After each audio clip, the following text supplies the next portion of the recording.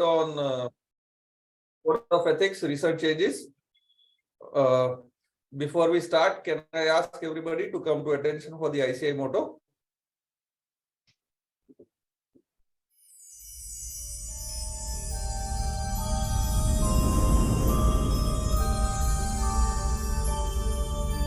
Yaesha supteshu jagrati Yaesha supteshu jagrati Kamam kamam kamam kamamsho Pursho nirvimanaha nirvimanaha Tadeva shukram tadeva brahma Tada Brahma Tadevamritamucchate Tasmin lokaha shataha Sarvetadunātyati kaśchan Etadvaita etadvaita etadvaita etadvaita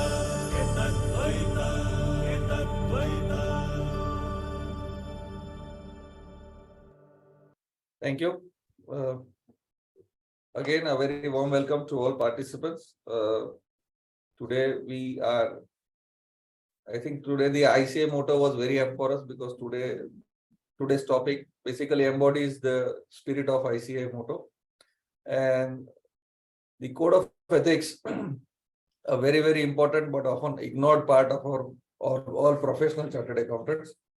And it's very, very absolutely necessary that we remain updated with that. There have been some recent changes, and that's why we at WRC thought of coming up with this lecture meet so that we can ensure that all our fellow chartered accountants are updated. There are some very, very important changes that have taken place in the last few months, which possibly will affect a lot of us. And for this, we have a very learned faculty, Aseem Trivedi. But before that, we have with us CM Murtuza Kachwala, Chairman WRC of ICI. Sir, welcome. May I request you to give your opening remarks, sir? Thank you, Rahul Bhai. So, very warm good afternoon to all the participants. And it is really encouraging to see more than 400 already joined in. So, thank you very much, each and every one of you, because I think it is the participants whose attendance and the quality becomes very, very important for the organizers to organize programs, and it gives a lot of motivation and encouragement. Let me first thank Aseem Trivedi. Aseem ji, thank you very much for accepting our invitation and joining us here today and agreeing to share your knowledge with all the participants on such an interesting topic. Let me also thank the chairman of the committee, Rahul Parekh. Rahul Bhai, thank you very much for all the excellent work that you've been doing in the ethics committee. Rahul is also creating ethics video every month. And looking at the video, it is in question answer form. So we know, like on a certain question or doubt which you have in your mind, whether it is what is the solution or the answer. Very simple FAQs on which he makes videos, and 6, 7, 8 are covered every month. Friends, at the recently concluded the World Congress of Accountants, I'm sure a few of you would have attended that physically in Mumbai. The theme was building trust and enabling sustainability. And when we talk about trust, I think the basic foundation for trust is ethics, auditing standard, and then comes the accounting standard and the act and the regulation. And in the panel also that was emphasized, in the world over, the accounting organizations feel that when we are chartered accountants and when we put our signature on a report or on a financial statement, then we need to be ethical, we need to be true, we need to be doing a job correctly. And I think when we talk about ethics or even the CA Act and regulation, there are lots of different type of thing. One, a doubt like what color can I use on my visiting card, whether I can put up a neon sign board or not. Things like that, software issues which we all struggle every day and we don't have an answer. At times, we all struggle when our client moves from us to some other CA and our fees is stuck and the other CA does not ask for NOC. Or otherwise, when we get a client, but the earlier CA does not give an NOC, so I think those are second type of problems also which we face. But one other thing, and which I am sure Aseem ji will also touch upon today, is like when lot of cases go to the disciplinary committee, then the issue which comes up is like, what was the scope of the assignment? Did we understand properly? Did we get a proper engagement letter? Did we do our work properly? Did we take care of the smaller software issues where there are two partners, but one partner gave us your assignment, we release a report, and another partner files the case on us, or he says, I did this or that. So there are so many type of these normal day-to-day issues which come to our mind. And that is the reason we at WRC decided that let us do these programs on ethics on a regular basis, so that a lot of those type of doubts can also be clarified. So thank you for joining in large numbers on a virtual call.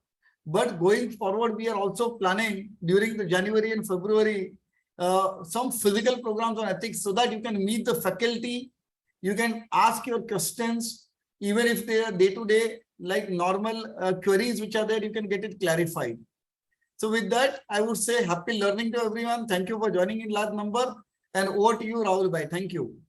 Thank you, Murtuza bhai. So, yes, coming back to the core issue of ethics and trust, I think today, in today's society, today's world, the regulatory expectations, the society expectations, there is literally a trust deficit between the stakeholders, and the stakeholders include us, the investors, the society, the government, everybody. And that's where I think the an honest introspection on our side, and also an honest attempt to possibly adhere to the code of ethics that are being developed. Yes, the code of ethics have been revamped recently to a certain extent. Further revamp is expected, modernization is expected.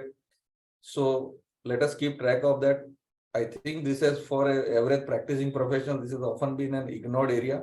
We go by what we learned possibly when we're doing CA, inter CA final, and then have never revised our code of ethics. And that is why these sessions are so important. And I think we could not have had a better faculty than Aseem Trivedi on this. Let me take this opportunity to introduce Aseem ji. Aseem ji is a fellow member of ICAI, with a vast experience in the field of accounting and auditing standards, implementation of IFRS, Companies Act. He has been a nationwide faculty on Ind AS, business laws, IFRS. He has a very popular column, weekly column, Jama Punji, in a Hindi national newspaper, Patrika. And he has been a faculty on various ICA platforms, more than 1,200 seminars, I understand. So, and has been a member of various ICI and ICA committees, including the Expert Advisory Opinion Committee. He has been a part of the task force for revising the guidance note on bank audit in 2005, and so on. So I think if I keep on listing the accomplishments, then we'll have less time to discuss the core issue. So, sir, with these few words, I welcome you to this session. Thank you for accepting our invitation. And over to you, sir. I would not like to take much more time between you and the participants. Thank you, sir. Thank you for accepting our invitation. Over to you. Thank you very much, Rahul bhai and Murtuza ji, and all the members who have joined in such a wonderful gathering of 509 participants, 10 participants I'm having. And still this is the gift which is given to us by Corona, apart from all the things that snatched. So thank you very much inviting me. Aseem ji, Yeah. you may have to speak a little louder. I think you are very soft. So, or otherwise a little nearer to the mic. Yeah. Yeah. I'll. Yes. Sure. Thank you. Let me increase the, let me, just a minute. With me in the room, I also have one more regional council member, CA Gautam Lat. Oh, yeah. Gautam, welcome. Thank you, sir. Just a minute.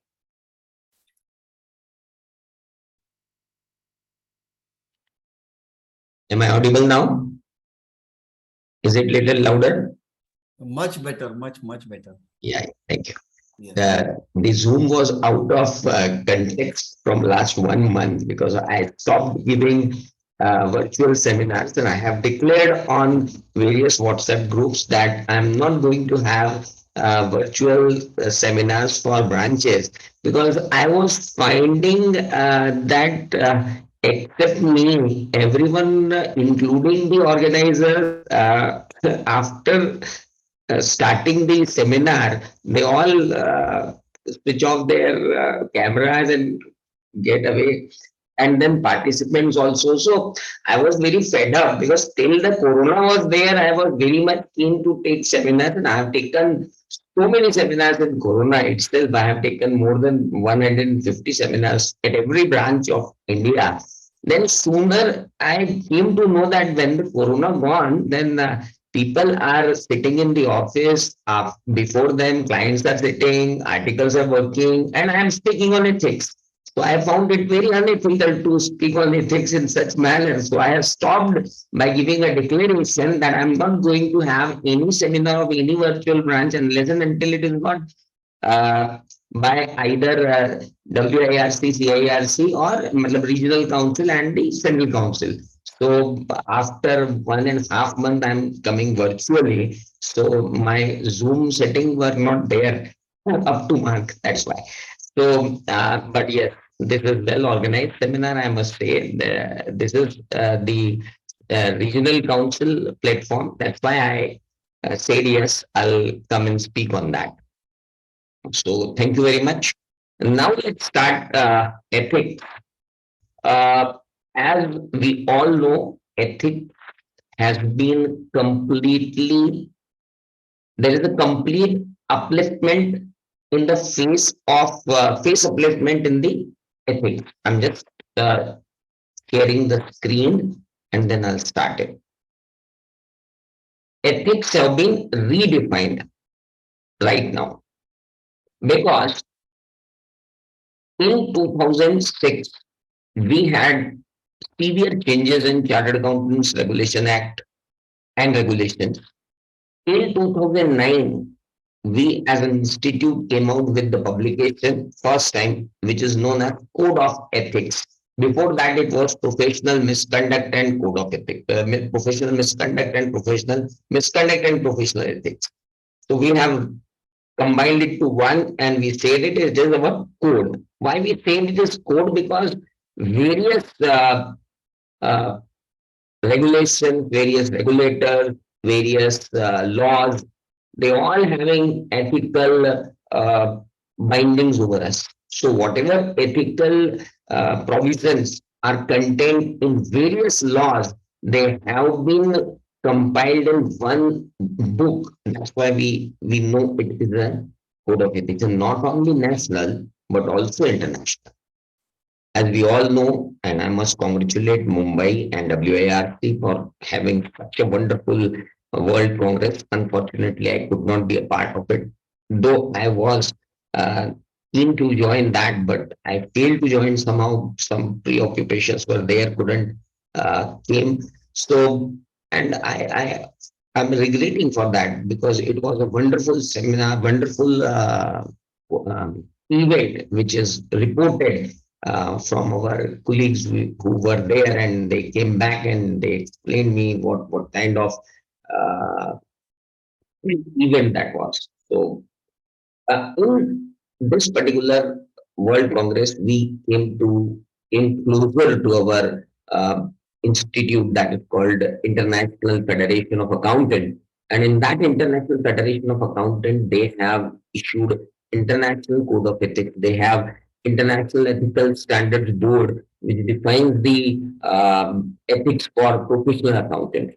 So they have defined ethics for professional accountants, and those professional accountant ethics have been adopted by us. But as they have changed their code of ethics thoroughly in 2018, there was urgent need to have modifications in our own code of ethics. But when the code of ethics adopted version came before public in 2019, Corona times, it was criticized that this is not workable in Indian conditions. This is not workable appropriately in Indian conditions. We need to have some modifications in those, some of the provisions. So Institute has keep on deferring certain provisions relating to nuclear, certain provisions relating to relative size of the fees, certain provisions which are relating to tax services. So they were deferring it in 19 and 20. We were fighting with Corona gone. Then Ethical Standard Board again came into action. And then finally, what happened is finally the council in 413th meeting, which had been held in August 22, has decided to defer the provision contained in Volume 1, 2008, that is 413 meeting on August. So they have decided that deferred provision contained in Volume 1 of Code of Ethics 2019, which have been deferred from 1st July 2020 till 30th September 2022, will be made applicable from 1st October 2022. So my today's talk is completely over the amendments which have been made effective from 1st October 2022. So we have a confined talk of 2 hours on these amendments, and I may request you to, you can give me your question and answer in question answer box. I'm activating that question answer box and minimizing it at my desktop. You can ask in between also, so that we can have a fruitful talk. And I request you to have it a bilateral talk rather than a unilateral talk by me, because ethics cannot be something. Ethics is not a, such a kind of a subject which can be delivered unilaterally. So let's start with the provision. These three provisions were talk of the town since 2020. A lot of chaos has been created between by these provisions amongst the members, because they were dealing about the responding to non-compliance with laws and regulations, and fees, relative size, and tax services. I'll come to that, how these provisions are creating chaos, why these provisions are creating chaos, and we will discuss everything. Let us start with something that we have 3 volumes of Code of Ethics. If you go to 2019 Code of Ethics, which is amended, it has 3 volumes. The first volume is containing the Code of Ethics, which are mandated by International Ethical Standard Board under the aegis of IPAC. The second one, second volume is our own do's and don'ts, which are described under the Chartered Accountants Act 1949 and regulations thereto. Further, it includes the Council General Guidelines, a lot. That means we can say they are domestic code of ethics, and the first volume is International Code of Ethics. So, International Code of Ethics is first volume, Domestic Code of Ethics is the second volume, and the third volume contains all the case studies. I must say, all the settled cases by ICI since beginning. So that contains a complete guideline for all those these provisions. So these 3 volumes are there, and today I am talking on first volume. That first volume is International Code of Ethics, which is applicable to us. Now, if someone says that, how International Code of Ethics will be applicable to you? Being you are being member of Institute of Chartered Accountants of India, how ISBA code is applicable to us, and what is I must say, what is the sanctity of applicability of the international provision on the domestic front? So first question comes to us. I have gone through with the whole upliftment of Code of Ethics process. Since 2006, we were in I'm with the ethical standards board in one or other capacity. And I just want to give you an example that how the things become complicated.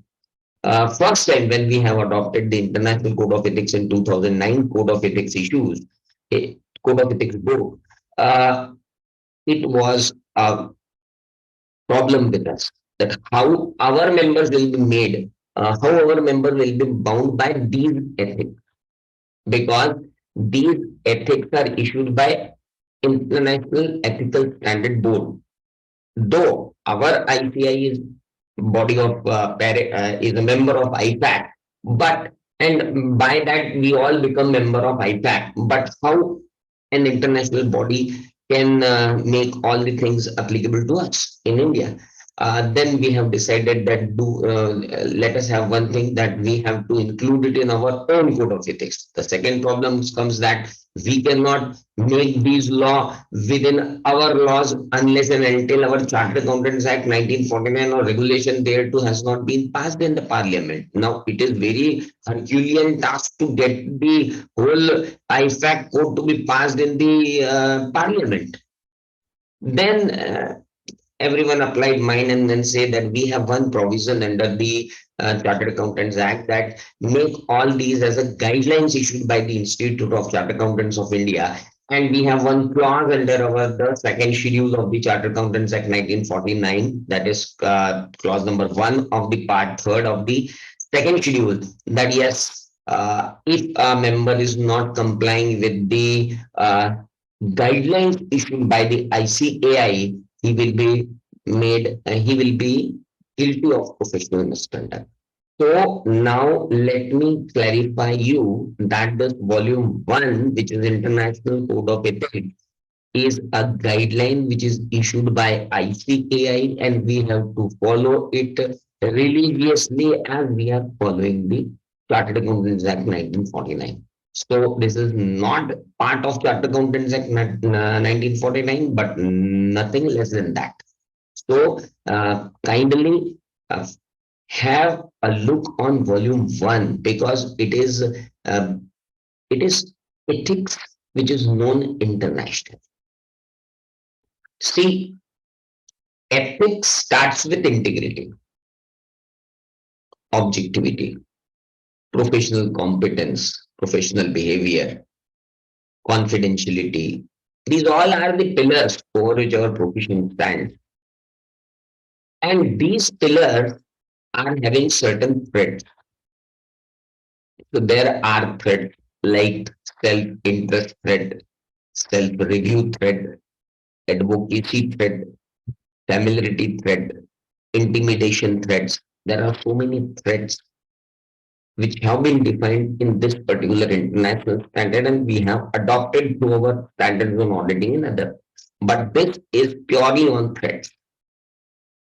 Now, whenever we will start our talk on any of the topic, we have to start with the threat. That is very important. So let me start with nuclear. And may I ask one thing to our participants? How many of you are from industry? Just raise your hand by having that particular hand raising button, if you can, because members who are in industry are greatly affected by these provisions which are there.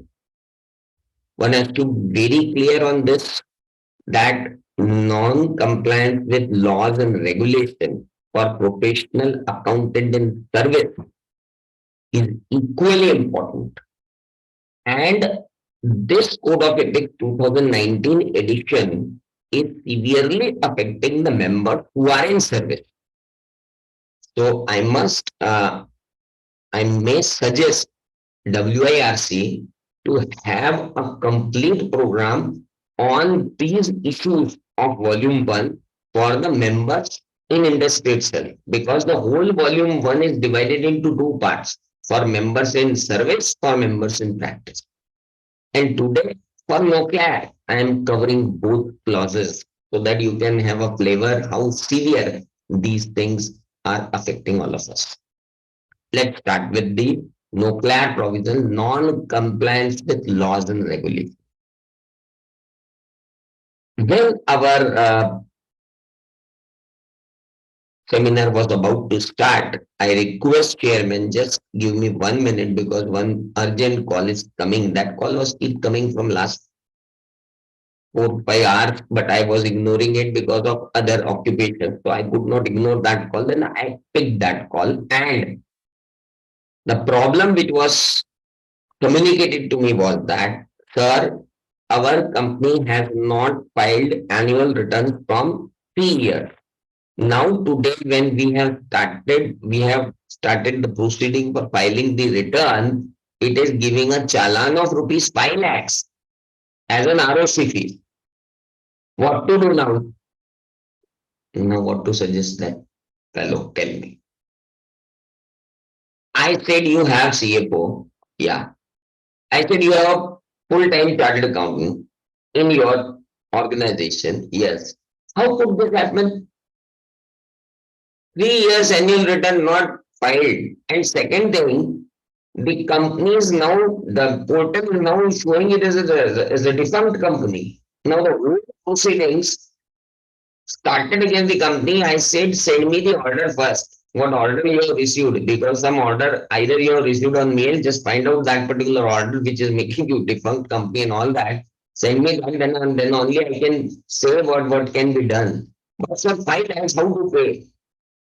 I said, ask your chartered accountant how to pay. Who is looking after your accounts and all that?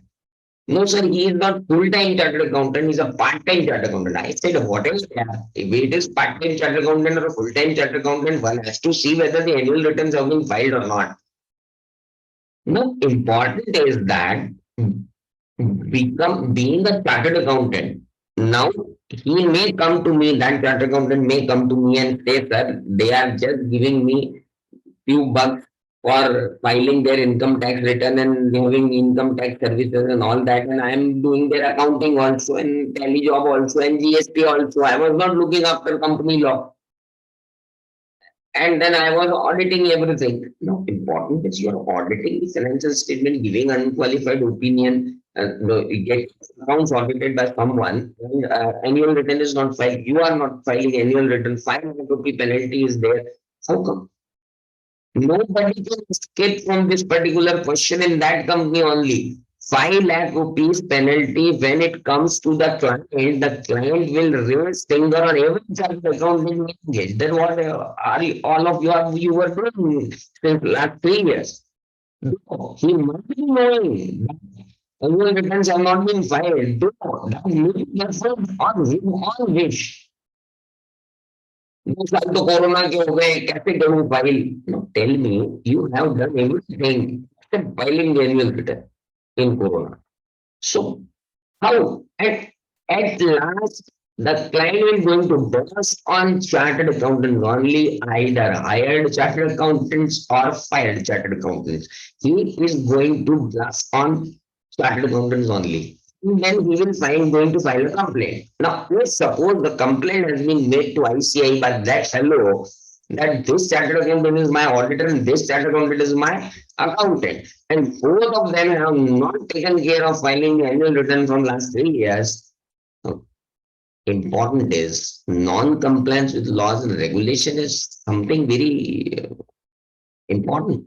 How the AGM conducted, how the board meeting conducted, where are the minutes? I don't think if a company which is not filing annual return from last 3 years and having a 5 lakh challenge before them can have a minute book itself or a board meeting minute book itself or some 188 or sorry 184 compliance could have been there. Even 164 two have been complied with or not. And I state that, sir, 3 years you have not filed return, your director will become disqualified and director will become disqualified and prosecution will come. We don't know how non-compliance is there. No, tell me, this is alarming now. We are not, sir, kuch kar do. Now client comes like this. Something can be happened, something can be happened. ऐसे थोड़ी होता है, आप अच्छे से बात करो. in this paperless technology, who is going to talk with ROC? Compounding karwa do. No, everything cannot be compounding karwa do and all that.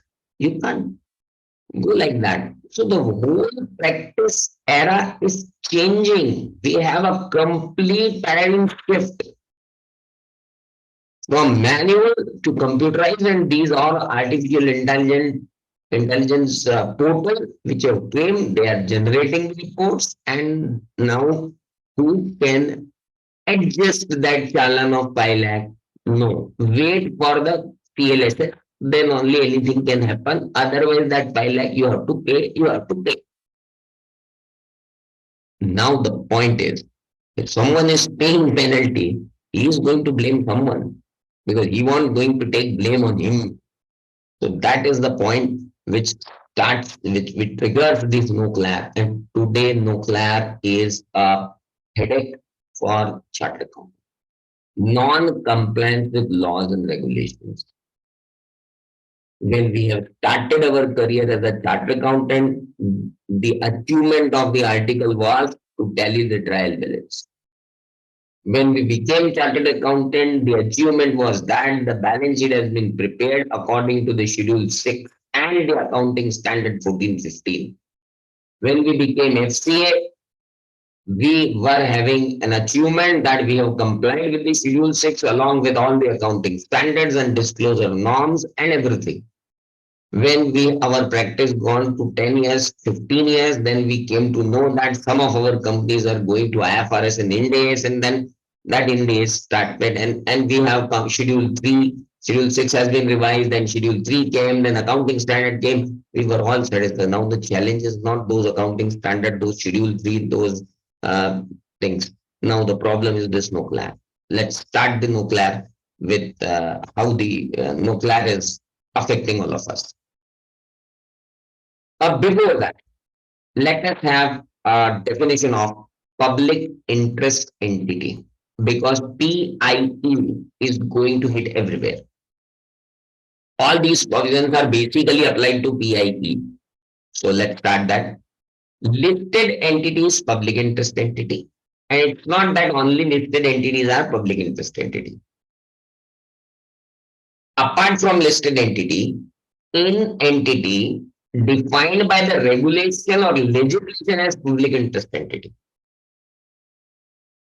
or for which the audit is required by regulation or legislation to be conducted in compliance with the same independence requirement as that applies to audit of listed entities. Now, this may be a question of debate, that what kind of separate independence requirement you have which are applicable to listed entity and not applicable to us. I'm saying LODR. If LODR requires that kind of independence requirement, or SEBI guidelines requires some independent guidelines, and those same independent guidelines are applicable to one of the entity. If some act comes and say apply the all ethical requirement, independence requirement which are given in the LODR, so definitely that entity which is not a listed entity will become public interest entity. That is the first thing. And they have included again that for the purpose of this definition of public interest entity, it may be noted that banks and insurance companies are to be considered as PIE. So listed entities, banks and company, banks and insurance company, whether they are listed or not, they will come within the definition of public interest entity. I'm not saying NBFC. NBFCs will come only if the regulator requires the same amount of independence which is required in a listed entity. So this is a public listed entity concept which has been introduced here. Now, responding to non-compliance with laws and regulations, sections 260 to 360. One may ask that what is this section 260 and 360 and of which act? No, sir. It is not of any. This section 260 to 360 is nothing but the sections of the volume 1 of the Code of Ethics. So wherever the section word will be there, that will be only relating to that will be only relating to section of the volume one. So I'm considering volume one only. So now let's oh, so many questions have been there for me. Sir Aditya and Karthik, I'll come to you when the topic is over because you are asking for something else. I'll come to you. Now, uh, important. Nuclear provision which came into force. What was there before the nuclear provision, before the amendment? Because as it is, whatever suggested by IPAC, if it would have been applied here, there was a chaos. First of all, nuclear was applied before that applicable to employees of listed entity. All employees of listed entity. Now the listed entity employees have chaos that I am a chartered accountant. I am employed by an entity and I have nothing to do with compliance with laws and regulations, but because my profile is very different. I am there at budgeting. I'm there at production budgeting. I'm there at market budgeting. I'm there as in data analytics. But the whole code of ethics was applicable to all employees listed in the entity. So every chartered accountant who was employee was under the clause of nuclear. So there was a chaos. Then they came out applicable to senior professional accountant in service being employees of listed entity. So now I am talking about non-compliance with laws and regulations relating to senior employees, senior professional accountant in service being employees of listed entity. So if you are employee of a listed entity and senior professional, either director or CFO or CEO, or you are having significant influence in making decisions and acquisition and deployment and control and all that, then you will be treated as a senior professional accountant in service. Okay, fine. Why this nuclear? Why we have this nuclear? हम इस nuclear को क्यों लाए? Why we came out with this particular provision of nuclear? Nuclear provision has been introduced to address the self-interest or intimidation threat to compliance with the principles of integrity and professional behavior. Is created when a professional accountant become aware of non-compliance or suspected non-compliance with laws and regulations. If suppose there is a non-compliance or suspected non-compliance, what kind of threat will generate to a person who is in employment? First one, self-interest threat. Self-interest threat is that see, if there is a non-compliance and I omitted to comply with that, or I have seen that there is non-compliance, and this non-compliance came to me and said ki if this non-compliance will go to board of directors, there will be some kind of allegations which may fall on me also due to this particular non-compliance of law. For example, a license has not been renewed, and that license is very much essential for manufacturing of Schedule Act drugs. Now that particular license has been expired since last 2 years, and we are manufacturing that product since long. As an employee, first thing, if this non-compliance is reported to authority, the authority will definitely going to seize the production, and it will give adverse impact on the company adverse impact on my salary, adverse impact on my position. So that's my self-interest threat. Second, if this non-compliance came to notice of the higher management, there is an intimidation threat that they will fire me out of this particular company. So that is called self-interest threat or intimidation threat, which is generating out of non-compliance of laws and regulations. To address this, they have came out with that in non-compliance होगी किसको? What would be the non-compliance which is generating the self-interest threat or intimidation threat? And who are covered with this particular non-compliance? Non-compliance comprises of acts or omission or commission. That may be omission, that may be commission. We have just forget to get register ourselves with the PF authorities. That's called omission. We have registered ourselves with the PF authorities, but full employee details have not been updated. That may be error of commission. It may be intentional, it may be unintentional, and which is contrary to the prevailing laws and regulations committed by the following parties. Who are the parties at fault which results in non-compliance? The professional accountant who is employed in the organization, if they are at fault, there may be non-compliance. Those check with governance of the employee organization. I am chartered accountant. I am employed by an organization. Those check with governance in that organizations have non-complied with laws and regulation. Management of the employee organization may be at non-compliance with laws and regulation. Other individuals working for or under the direction of employee organization, they also. There is a company secretary, employee company secretary, who has not filed the not filed the periodic returns, which is required to be filed under the Ministry of Corporate Affairs.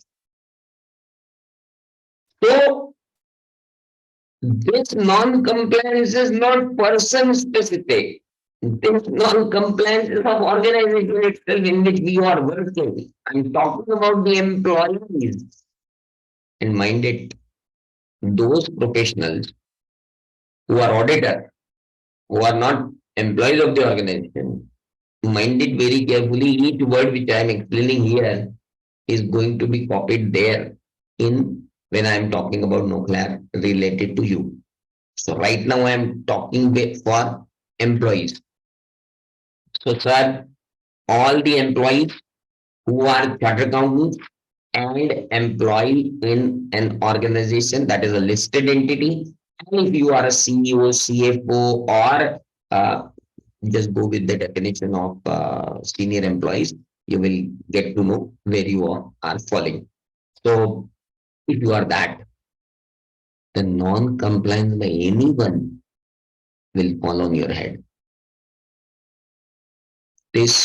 That's why I'm saying that WIRP is required to conduct a 1-day, 2-day residential program for ethics for employees of the organization, because that will create a problem for them. Because अब मैं आपको क्या बताऊं, when I was secretary of ICI Indore branch, I received one letter from one email, thoroughly drafted corporate email, secretary Indore branch ICI. I failed to conclude why I am not receiving your branch newsletter.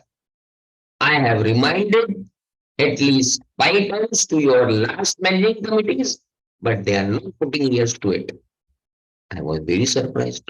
Meticulously drafted email to secretary of Indore branch of ICI. I acted upon that. I called him, sir, may I know your membership number? He said, I'll come back to you. After 2 days, his call came to me.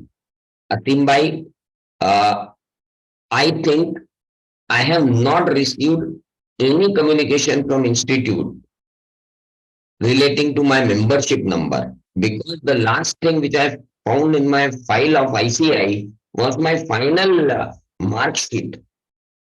I said, sir, have you filed membership form and having membership of ICI or not? I don't know, yaar, because I was in job before I became chartered accountant. I submitted the mark sheets to my organization. They promoted me. Everyone is telling me I'm CA, and I am telling everyone that I'm CA. Because, sir, sorry, you are not CA. You're not member of the ICA. Your name has not been entered in the register of members. This kind of ignorance you may find in members in industry, because they are working in a very aloof environment, a very isolated environment. They are not in so much contact with the ICI. Some of them not paying membership fees. Their name has been struck off from the membership register. Then they came for restoration. So if the level of ignorance is that, we surely need to conduct a seminar for this, because this is something very eye-opening for everyone. That's why I have included in so morning I have conversation with chairman. I have conversation with Atul Bhai that sir, I am including certain provisions relating to employees. Do we have any employee chartered accountant with us as an audience? He said no, sir. They are there, but you included so that the message could be reached to all those industry chartered accountants that you are under great scanner now. When encountering non-compliance, if you are a senior professional in service, when encountering non-compliance or suspected non-compliance, I'm not saying non-compliance, I'm also saying suspected non-compliance. The accountant shall obtain an understanding of those legal and regulatory provision is in and comply with them, including any requirement to report the matter to an appropriate authority, any prohibition on alerting the relevant party. Now, what are the various regulations? Let us first find out the regulations which are falling under this particular category. Non-compliance happened. Is there any requirement to report the matter to appropriate authority that this non-compliance has been happened? And second, is there any prohibition on alerting the relevant party? Now, in case of money laundering, there's a prohibition to alerting the relevant party. If you are an employee of a bank and you found a money laundering activity in your bank has to report that money laundering activity directly to RBI and you enforcement directorate, but you need not to alert the particular client. So that's what they are saying, that first of all ascertain whether is there any requirement for a matter to communicate to appropriate authority. Appropriate authority means department. And second, any prohibition on alerting the relevant party. So find out the laws and regulations which are having direct responsibility on the shoulders of the employees of the organization to directly communicate to them. That is very, very important. If there is no such requirement, then follow the protocol. Our new standard, a new ethical standard in form of Code of Ethics Volume 1 clearly mentions if the protocol and procedure exist within the professional accountant's employee organization to address non-compliance or suspected non-compliance, the accountant shall consider them in determining how to respond to such non-compliance. If you have whistleblowing policy, if you have vigil mechanism under Companies Act, so if there is a vigil mechanism, if there is a whistleblower policy, and follow that policy, follow that protocol which is given there. if you have identified or suspected non-compliance, if the senior professional accountant identifies or suspects the non-compliance had occurred or might occur, the accountants can discuss the matter with the accountant's immediately superior, if any. And if the accountant's immediately superior appears to be involved in the matter, the accountant will discuss the matter with the next highest level of authority within the employee organization. And further, it says that if the whole team is involved, including those charged with governance, then communicated to the authorities. Is not prohibited by the act. Communicate. That is very clear. Now come to me. Come to an example. Let's have all theories apart. Let's have an example. If suppose a non-compliance may endanger to going concern of the entity.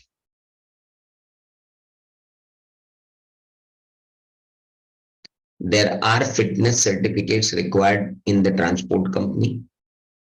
There are fitness certificates required in shipping company. There are fitness certificates required in aviation company.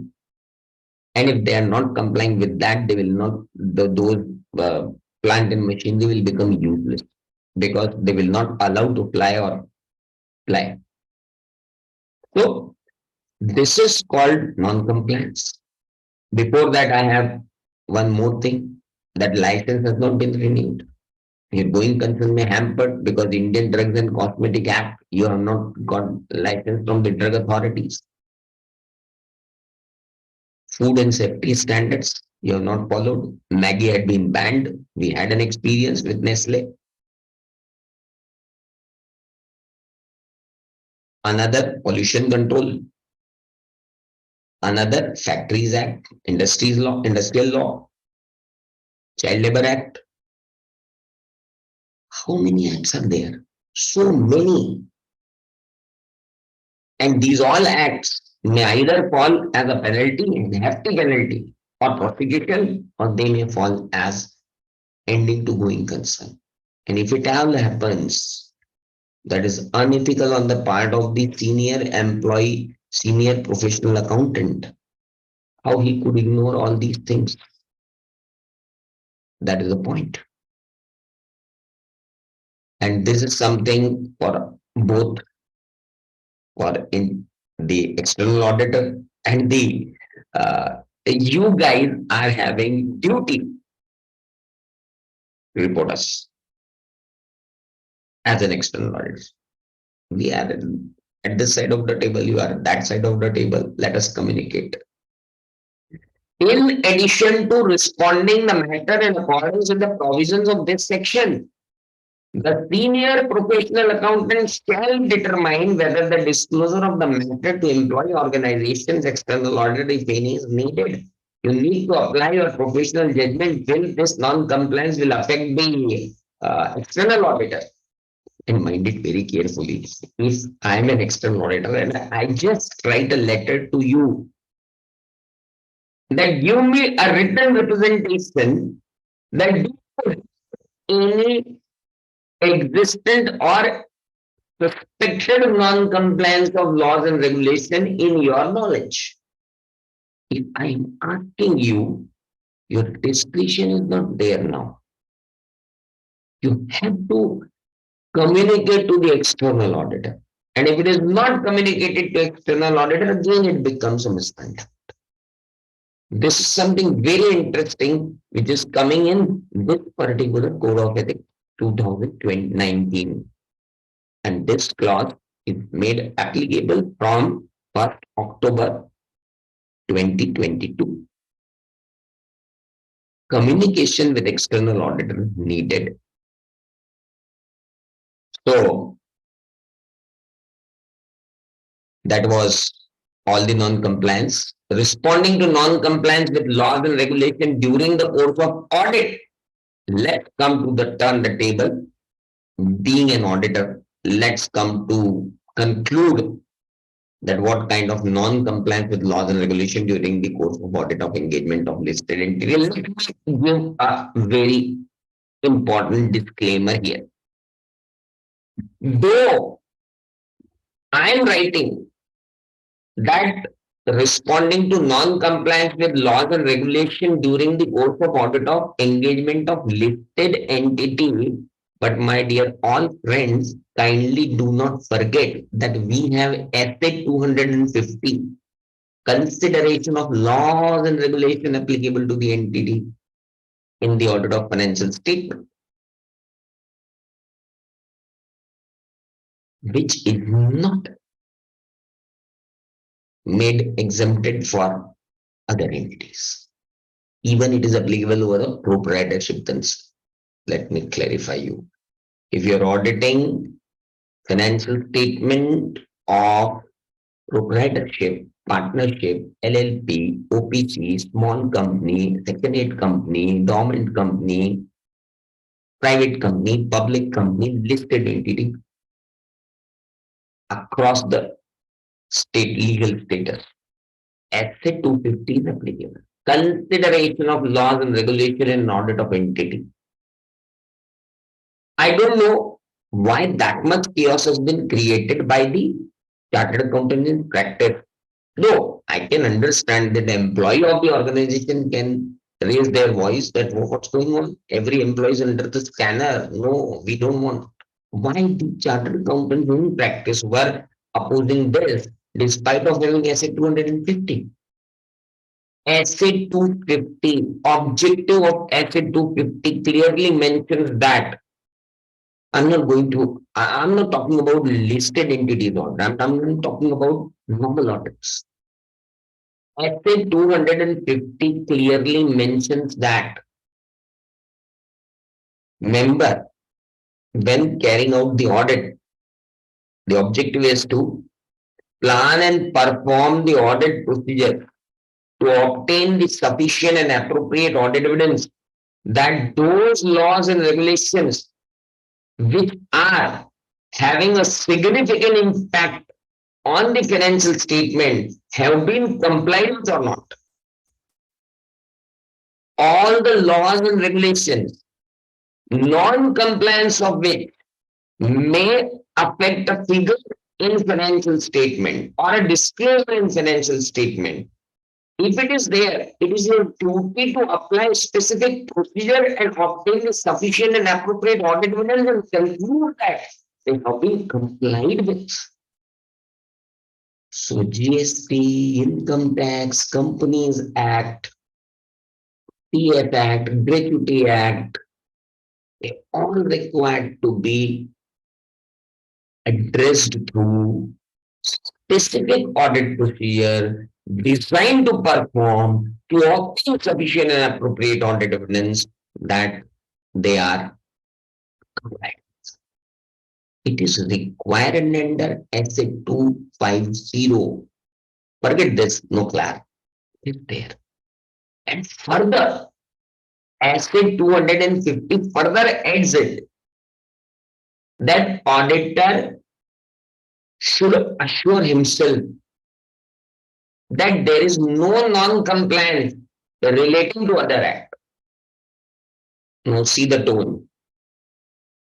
The first sentence was saying you have to apply specific audit procedure to obtain the evidence that those laws and regulations have been complied, which are having a significant impact over the financial statement.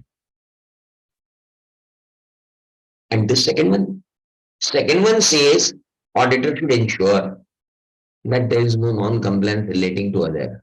It means you need not to apply the specific audit procedure over the other laws and regulation, but you cannot be ignorant about them.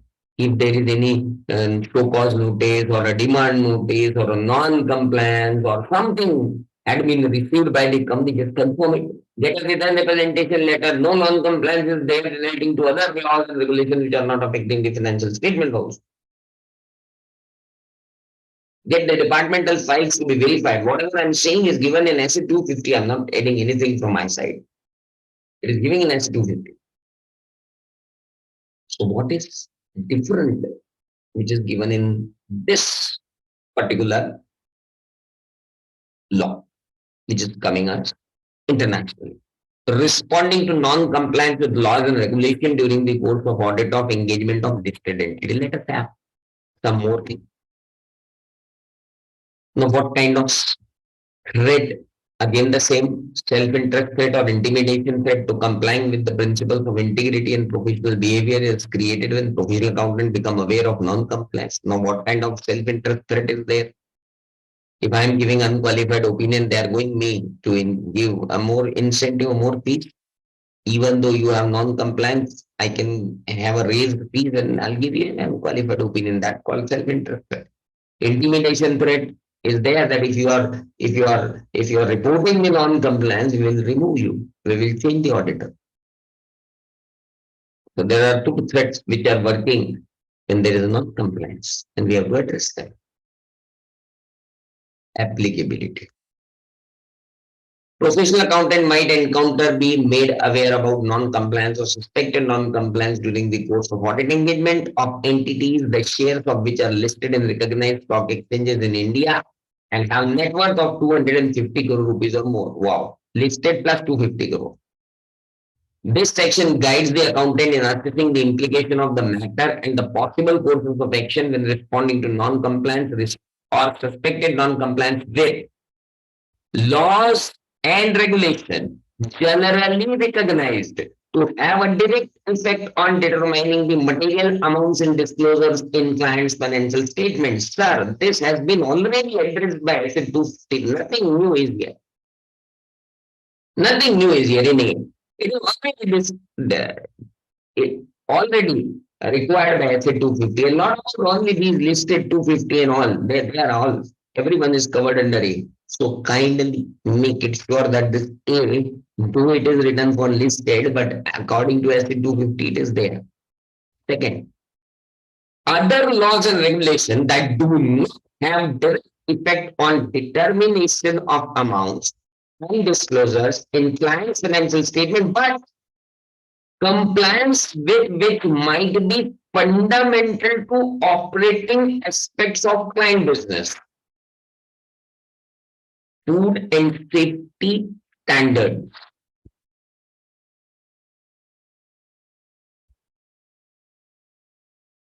Magnesium content is more in Maggi.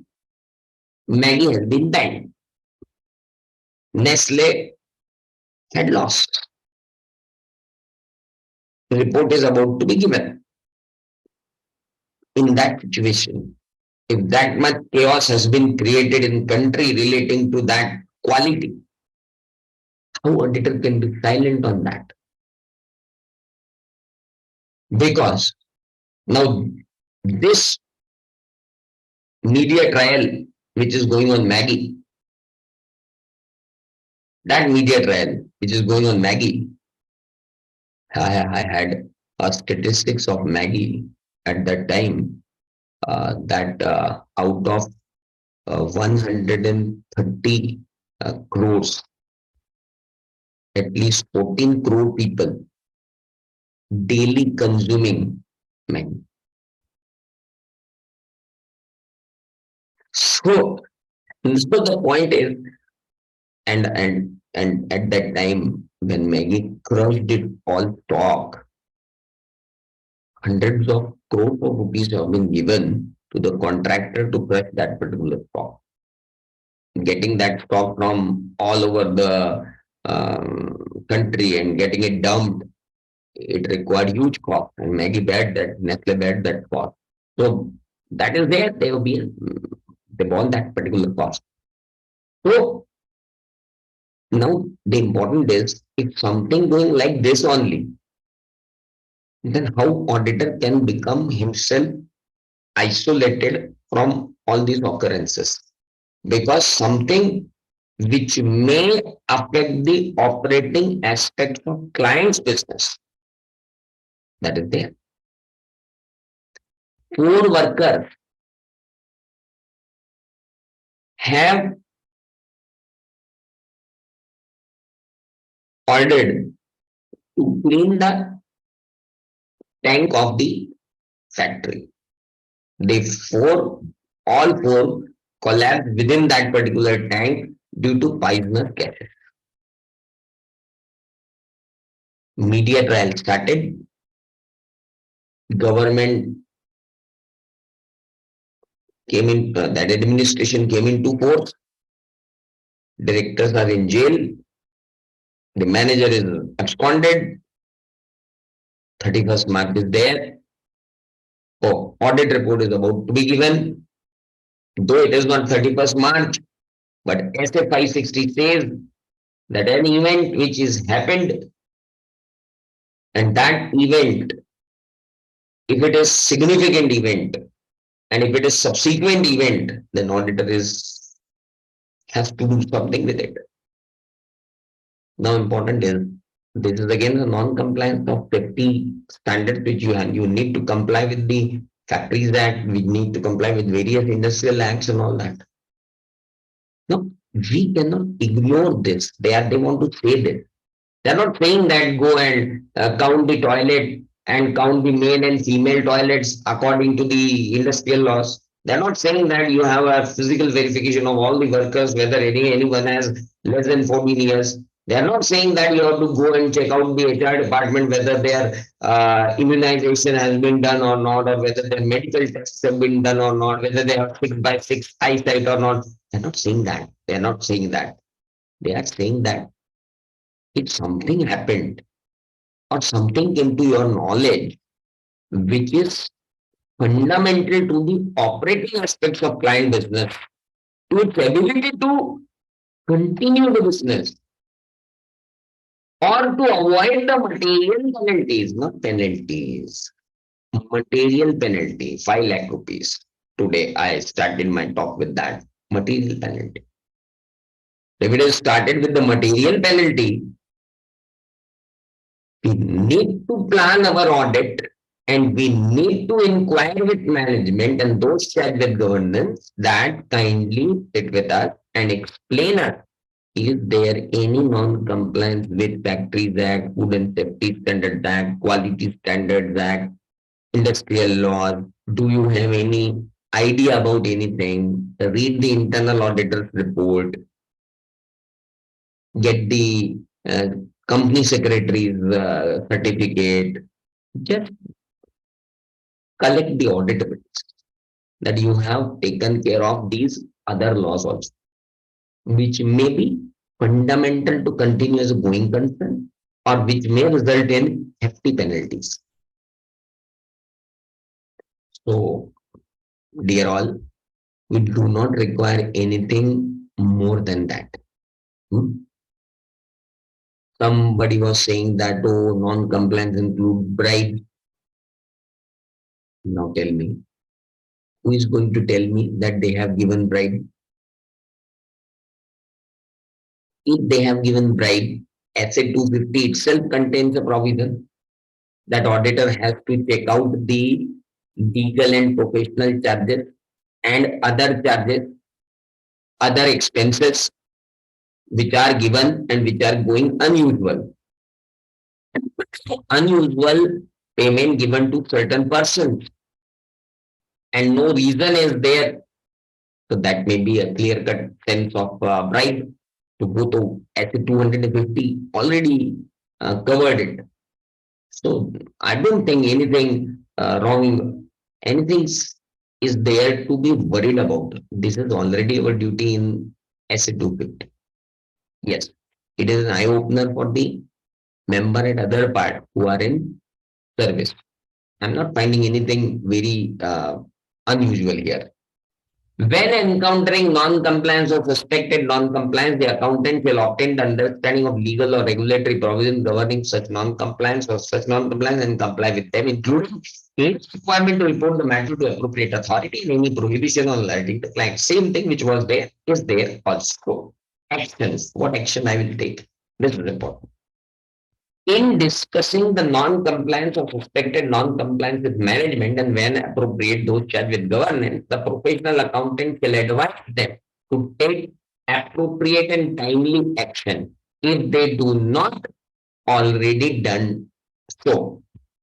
To rectify, they must take timely action to deter the commission of non-compliance where it has not yet occurred. If there is a suspected, but it is found that no, there is no non-compliance, then it will say just improve your internal control.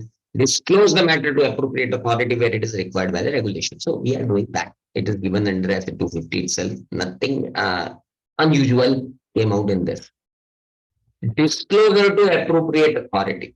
The professional accountant might determine that disclosure of the matter to appropriate authority is an appropriate course of action if entity is engaged in bribery. For example, local or foreign government official for the purpose of securing large contract. If this could come to you and you have found this, so it is SA 240. It's a fraud.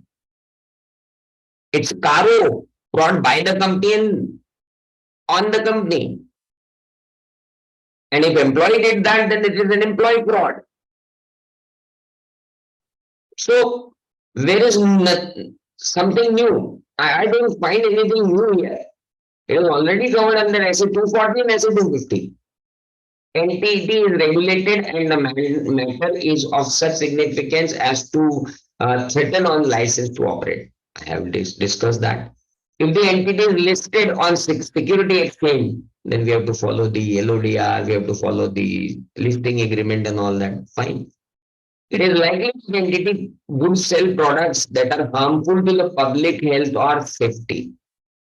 Now see, we are not auditor of quality standards. But we can say we can check out whether the expired product has been destroyed by the entity or not. The relabeling of expired products, if come to our notice, we need to be very careful on that. And if we found that particular evidence and is harmful to public health or safety, then something has to be reported to the authorities. It is there. It is there also under SA 250. The entity is promoting a scheme to its clients to assist them in evading the taxes. Now, this is something which we may encounter that in GST scams are happening, in TDS scams are happening. If those scams are coming to our observation, we need to comply with that. We need to react as per our SA 240 and 250. So nothing new for us as nuclear is there. 250, if exhaustively read, everything covered under this 250. So I must say, do not confuse with nuclear. That is only applicable to listed entity. Maximum to maximum provisions which are there in nuclear have already been covered under 250 and which is applicable to all the entities. That may be an eye opener. Now, something very interesting which came out as a relative size. See what happened is sometime it happens in Mufasal areas in small cities, in 3-tier cities. Sometimes it happens that a chartered accountant who is in practice, if we have total of his fees, we may found that maximum portion of the fees is coming from a group. If he is earning 1 crore rupees practice, out of that 1 crore, 70 lakhs are coming from a single group. How independence can be maintained with such fees dependency? So ICAI came out with this particular IPAC came out with this particular thing that relative size you need to show.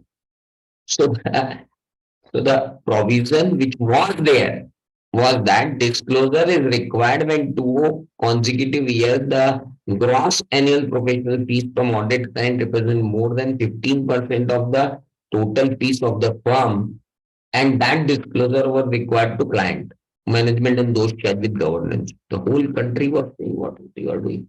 Means I will go to client and disclose him that see whatever you are paying is not more than 15% of my total fees.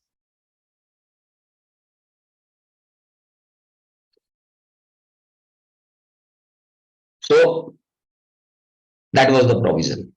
Now let us forget whatever was there originally. Let us have what is now.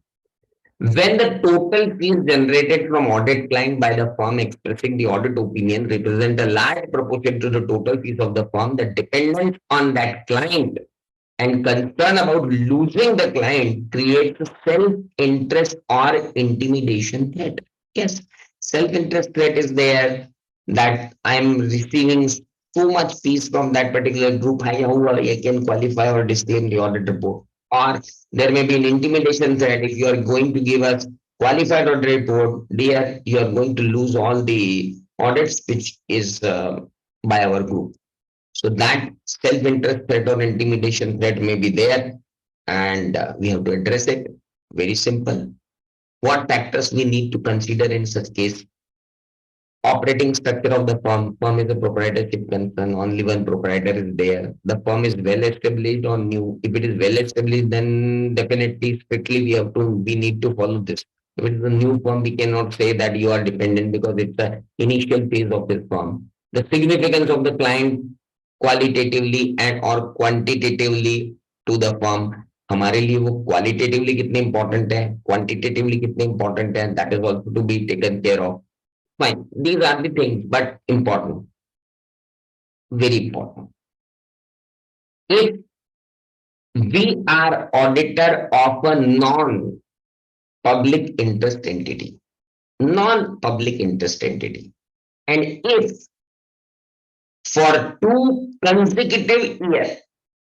for 2 consecutive years, the total gross annual professional fees from the client and its related entity represent more than, they made it 40%, which was there as 15%. They made it 40% of the total fees received by the firm expressing the opinion on financial statement of the client. The firm shall disclose to whom? Not to client. Disclose to ICA. Disclose to institute. You have to disclose it to institute. The fact that for 2 consecutive years, the total such fees represent more than 40% of the total fees received by the firm, provided that no such ceiling on total fees of the firm shall be applicable where total fees of the firm does not exceed 20 lakh or rupees in respect of a firm, including fees received by the firm for other services rendered during the medium of a different form of firms which such member may be partner or proprietor.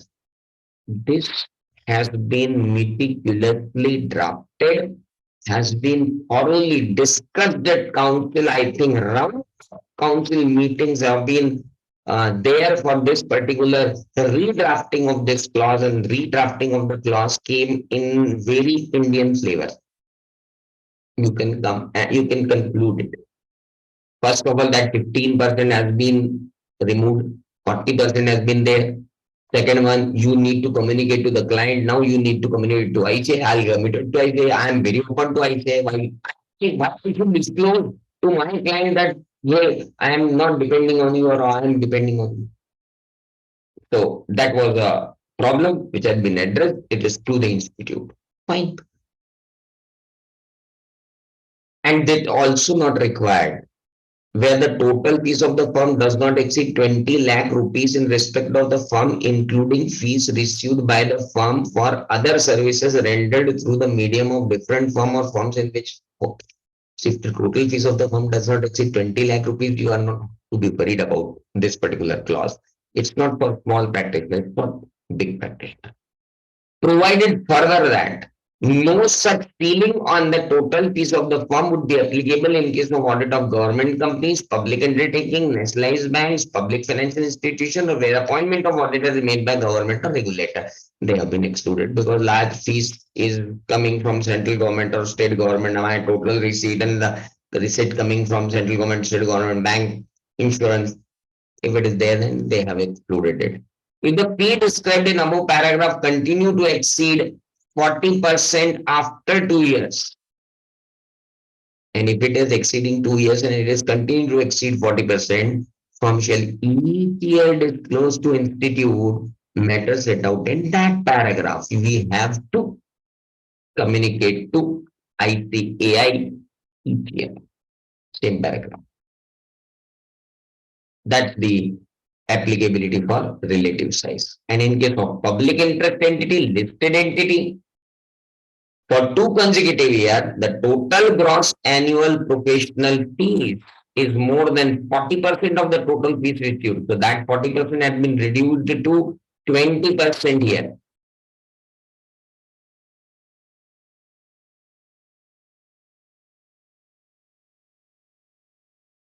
The firm shall disclose to the institute the fact that for 2 consecutive years, हमारी fees 20% से ऊपर है, provided again.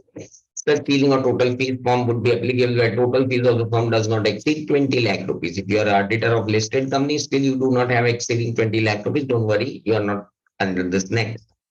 Provided further that no such ceiling on total fees of the firm will be on nationalized banks, public financial institution, or where the appointment of auditor is made by government or regulator. If the fee described in our paragraph exceeds 2 years, same. That continues the same. So, dear friends, this has to be reported only to IPI, not to the client, and that 15% clause has been erased. It had been made comfortably up to 40%, and this is 20%, and the minimum fees bracket has been set out as 20 lakhs. So I don't think now everyone is satisfied. Council made everyone happy about that. And something very interesting, which should have been taken by me. Some of you may have an opinion that why you are having this at last, you should have this at first. I know if I have started this particular thing, might be there may be question and answers and question and answers and question and answers where we could indulge. So for that, I have taken it last. Tax services. Providing tax services to an audit client might create self-review or advocacy threat. Now, what is the self-review or advocacy threat if I'm providing tax services to the client? That if I'm providing tax services to the client and I myself creating DTA and DTL provisions, and if I am myself is computing the GST, I'm computing their income tax, everything computed by me, and all those figures are coming in financial statement. So it says that self-review threat. One cannot find discrepancies in his own creation. It's a worldwide phenomena. Maker should not be the checker. If we are maker and we are the checker, self-review threat arises. So simple. And second, advocacy threat. What is that? If suppose those financial mind it's very peculiar. If suppose I have conducted audit of an entity and I have signed the financial statements. And now that entity is requesting me, sir, you have done tax audit. You have not prescribed any disallowance, but that assessing officer has disallowed our all expenses. Kindly file an appeal and go in litigation. Let's go to and we just lost the case in appellate tribunal. We need to go to high court and you have to represent us now.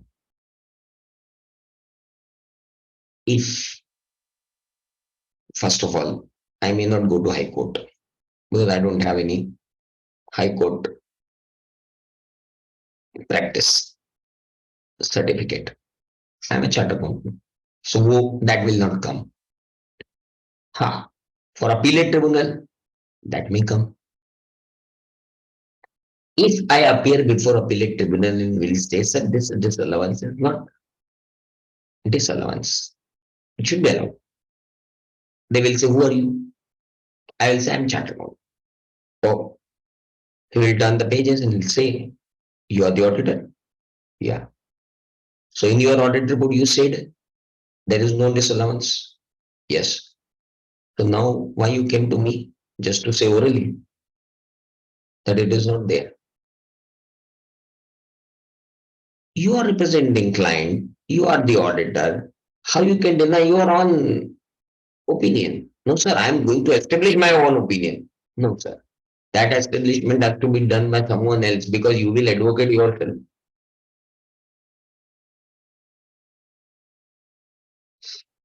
Or, or if something in tribunal was there and it goes against client and I and income tax office and the appellate tribunal says that demand is correct, you have to follow. And the auditor found that no, the demand had not been provided in financial statement. That is another problem. So one has to avoid self-review and advocacy threat. One has to be very clear on that. I am talking about two threats. In next paragraph, I'm going to talk about these two threats only: self-review threat and advocacy threat. Let's see. All audit clients. I am preparing I'm giving a range of services for all audit clients. I prepare tax return for them. Suppose I compute the tax calculation and DTA, DTL. I'm giving them tax planning. I'm giving them tax advisory services. I'm giving them valuation services under taxation. I'm assisting in resolution of the tax disputes. We in our office giving all these services.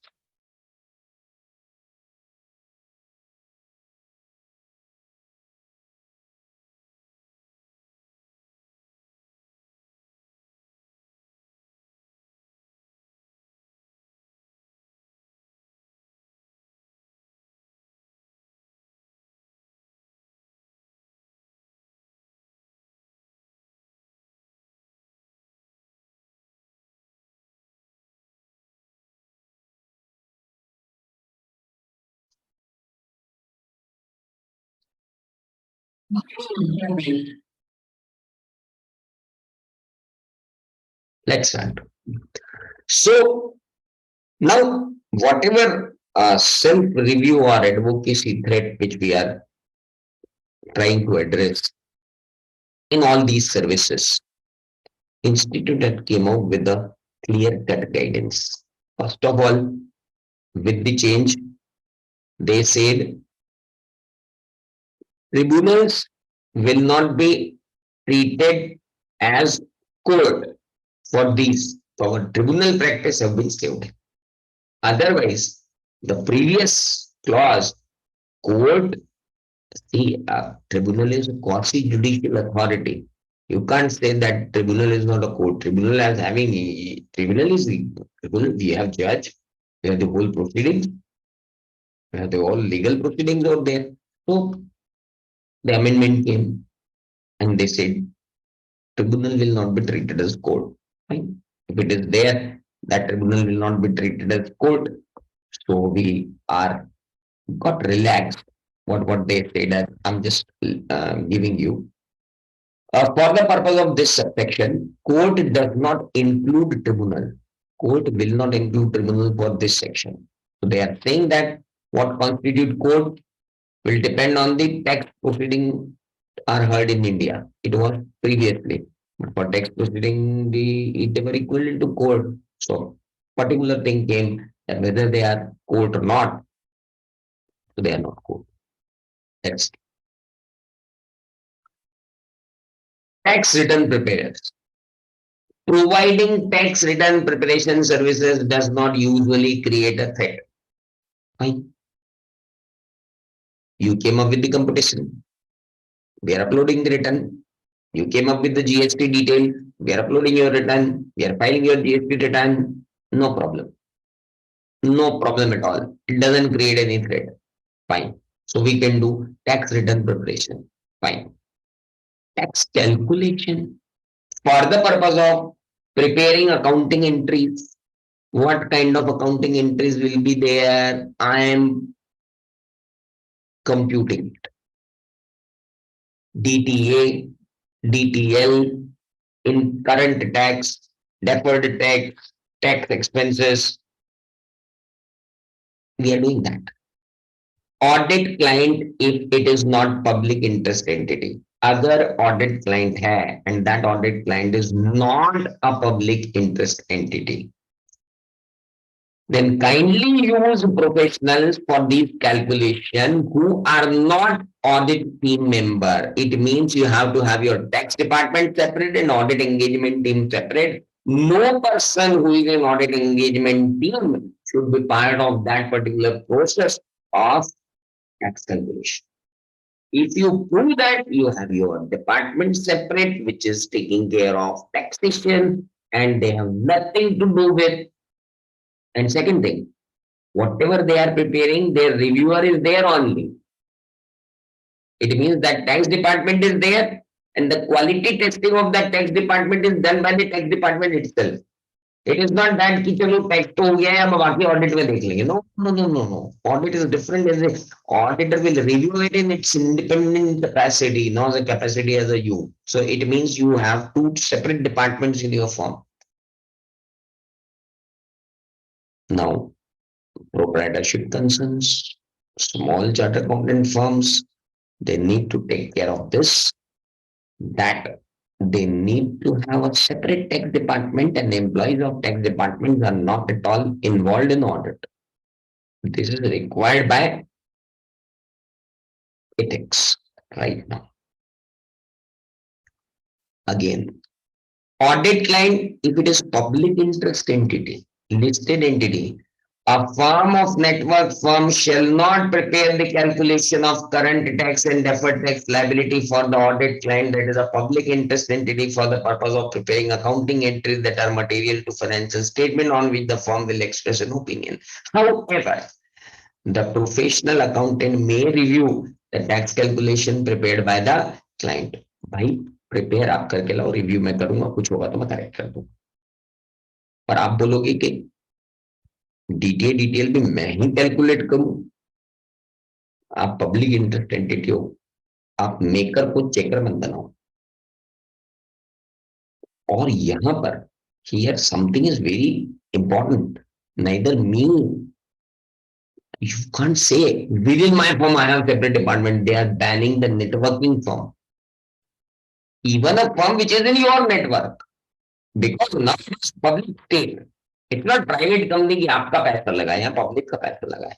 If public money is involved, high standards of independence is required, and mind it very carefully. The computation of tax, DTA, DTL should not be prepared by us. कहीं ऐसा ना हो जाए कि peer review करने अगर कोई आए या क्वालिटी रिव्यू करने कोई आए और इन्वेस्टिगेशन करने कोई आए और इंक्वायरी करने कोई आए, ईश्वर न करे ऐसी कभी जरूरत पड़े कि इंक्वायरी इन्वेस्टिगेशन हो और आपकी वर्किंग पेपर फाइल में से ही निकल के आ रहा है डीटीए और डीटीएल का टैक्स कैलकुलेशन जो आप ही के आर्टिकल ने किया है. It's misconduct in case of public interest entities. Then comes tax planning and other advisory services. A firm or network firm shall not provide tax planning and other tax advisory services to an audit client when effectiveness of the tax advice depends on a particular accounting treatment or presentation of financial statement.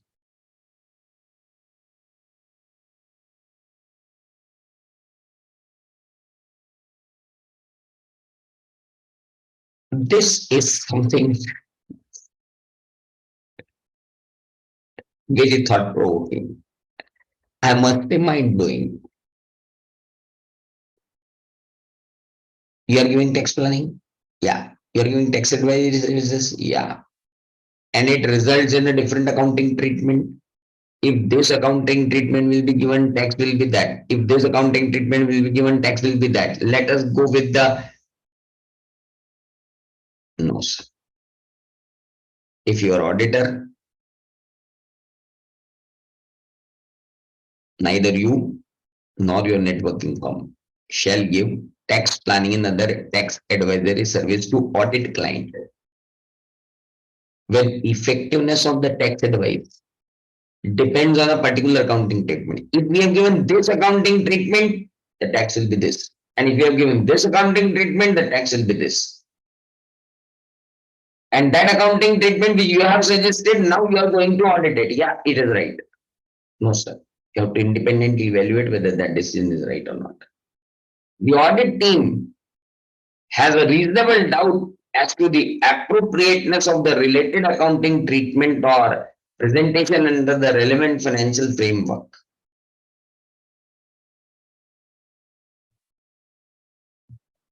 If we apply this Ind AS, accounting treatment will be this. Let us apply IFRIC. Let us have some deviation. No, sir. It is not allowed for us. Okay, we can give tax planning, we can give tax advices as far as it is not affecting the accounting entries. If it is affecting the accounting entries, then there is a problem. It is having material effect on the financial statement where we have to give an opinion. So they have just made out of our scope. So something tax planning and the tax advisory services, and I'm talking about tax calculations. These two have been up.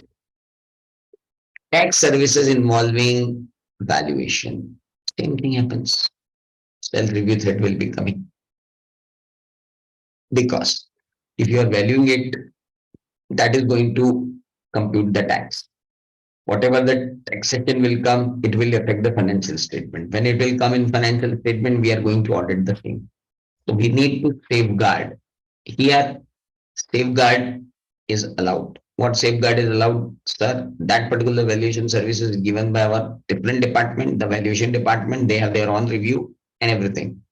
Our different department is there, okay. But in case of public entity, again, we have a same problem of threats.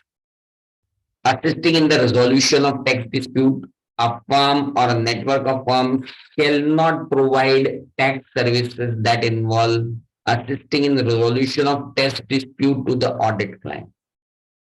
If the services involve acting as an advocate for the audit client before a court in the resolution of tax matter. Practically, it is not possible right now. It is possible through network form of lawyer. The network form of lawyer will not going to do. I cannot have a lawyer partner. Lawyer cannot my partner right now because we don't have modalities. We can have a private limited company in which additional directors and other directors on the basis of skill are there and they are fighting case on our behalf. So firm or network of firms shall not provide tax services that involve dispute. So myself should not appear before court. And I said that court has been redefined.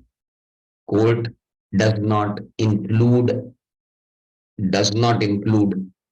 tribunal. So we are going up to tribunal only. If we are going to high court, then definitely the lawyer is not associate firm of us. And lawyer may not be in networking firm of ours. That's also. But if we have hired a lawyer for our own purpose and he is our agent kind of, then we have to take care about this particular threat. The amount involved are material to the financial statement on which the firm will express the opinion. And if something small amount is there, we can fight the case. But if the amount is big, then definitely we are going to have repercussions. So, my dear friends, this is all about the amendments which have been made applicable from 1st October 2022. So, this was the ethics redefined. We have some more amendments in the second schedule, which have been already in effect. The scope which was determined by our chairman and secretary was confined to the ethics which has been redefined right now. I have included all these things. If now you have any question, we can take up the question with the permission of chair.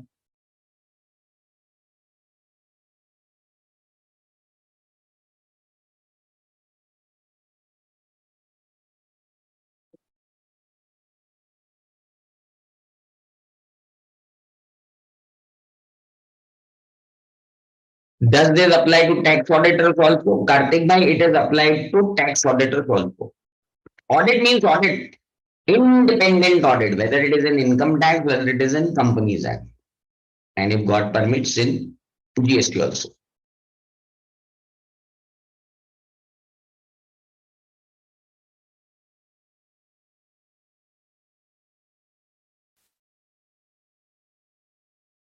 Any more questions?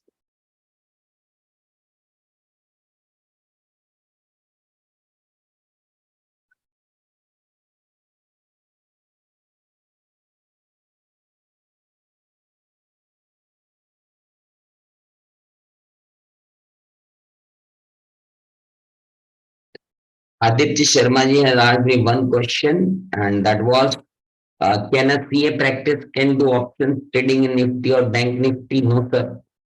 We cannot. We have certificate of practice. We cannot involve ourselves in day-to-day trading. You can invest in long-term investment and derivatives, and these are all short-term investments, so we should not. Can CA holding COP also hold Sanad of Bar Council? No, sir. Bar Council is not allowing. We have allowed.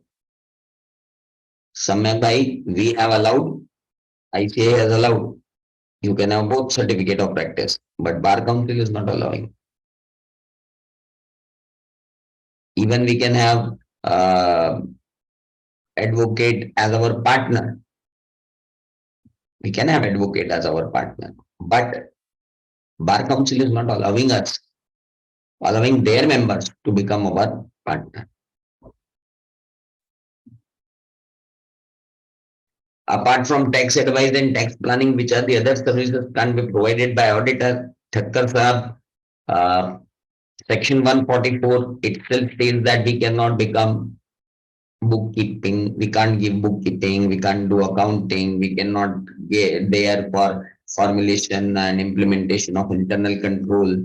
We cannot give them accounting services. We cannot give them portfolio management services, investment banking services. We cannot give them that finance service, finance outsourcing, which is given under section 144. We cannot give these kind of services. Can provide providing assistance to TDS and GST filing return to audit client? I don't think there is any point because you are preparing the returns, giving assistance. There's no threat at all. So Leena ji, there is no threat at all. Keep on continue. Can the auditor give generic training to its client? Yeah, always. You can give training to your client. You can become mentor to your client. It is in under advisory services. No problem at all. And advisory services, uh, cost advisory services, tax advisory services, law advisory services. So they are not banned under section 144 also. So Vikram bhai, I think it is right. Neha Gopalani is asking that can a CA in practice allowed to trading in options? No, sir. No, ma'am. Not allowed. Whether 40% ceiling includes tax audit fees also? Yeah. It includes all pieces. You can, Neha, you can go for shares, but not intraday trading. I think your Demat account will reveal that how much time you are involved in, you are before the screen. So, intraday trading, it's not allowed. Long-term investment always welcome. Part-time COP is allowed, but there is strict regulation. Institute is not allowing it easily. You need to follow certain executive committee will approve it, and executive committee will approve at their discretion. So HUF, that's a very most talked about topic in country. HUF as a CA, you can be a passive karta.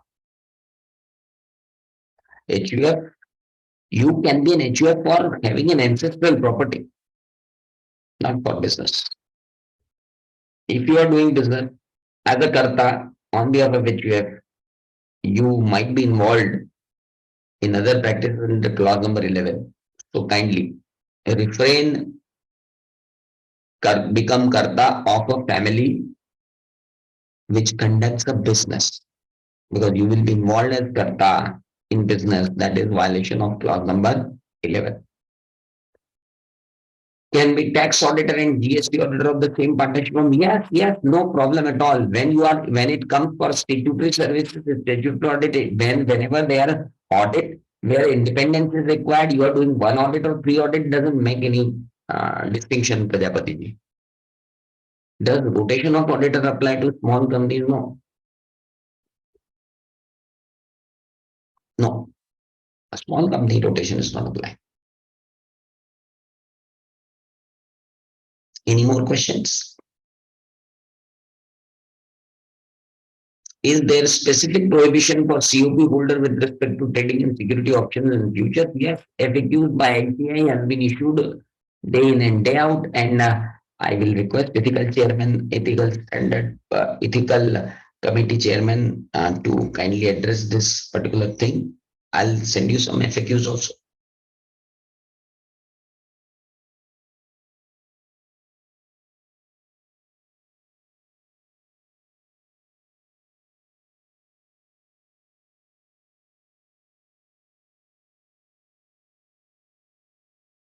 I think now the questions are over. Over to you, chairman and secretary, for the further proceedings.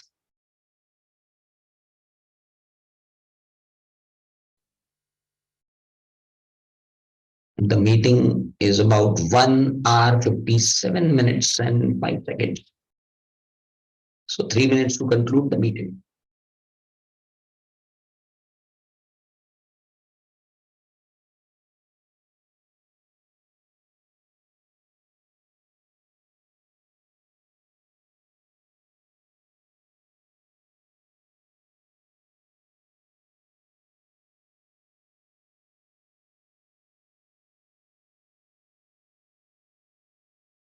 Any more questions? Yeah, two more questions. Non-generation of UD misconduct, sir. Council General Guidelines. For public listed entity, why additional independent auditors are not prescribed by CAG or financial institutions? Sir, धीरे बोलिए, नफरा सुन लेगा.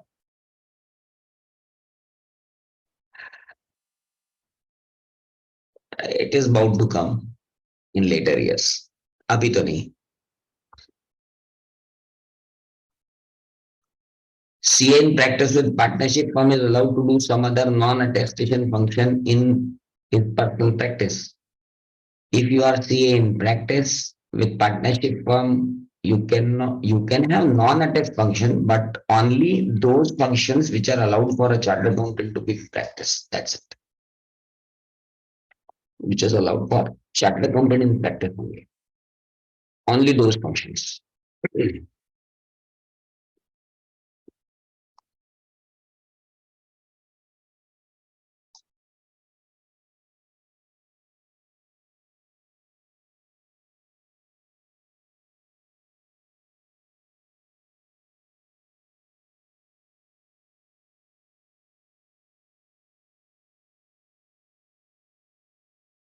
So many thank yous are flowing.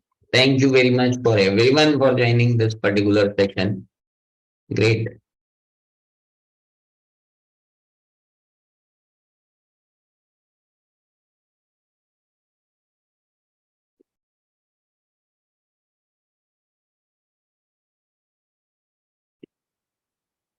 I'm overwhelmed by having so many thank yous. Thank you very much.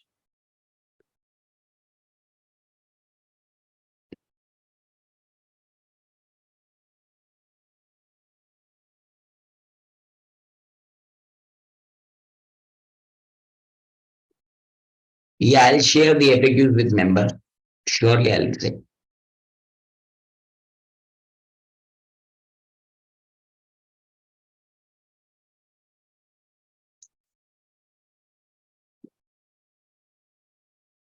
Oh, more questions.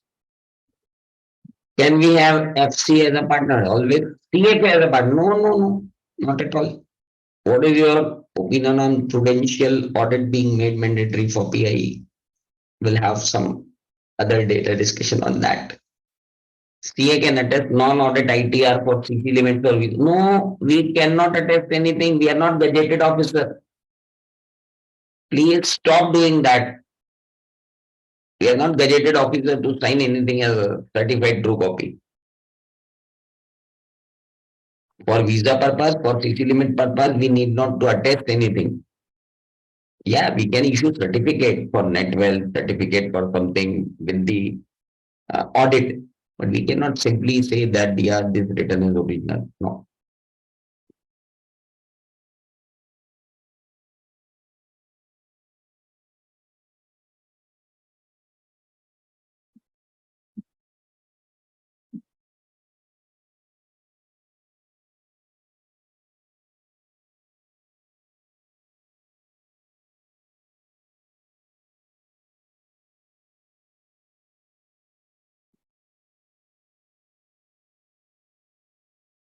How one is going to establish that tax calculation is done by auditor? When the client will be interrogated by the enforcement directorate, he will say everything. That's the problem, sir. Till then, there is nothing.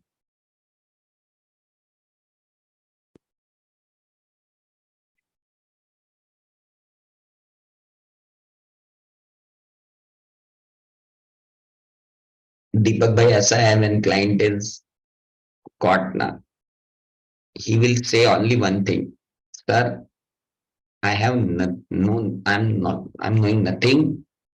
I'm not knowing even C of commerce. It's all done by my CA. And no honest to is required to him. All honest to is on us.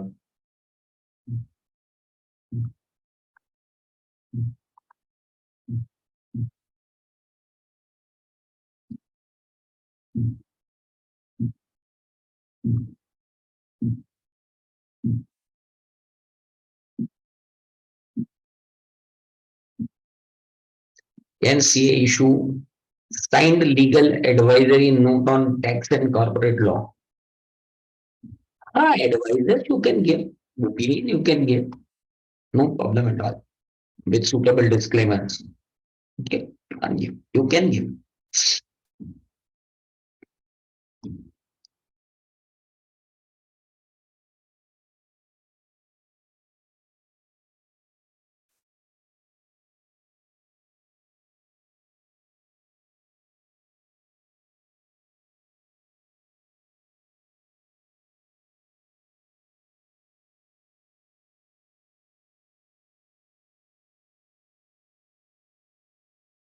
Okay, I think all the question have been addressed.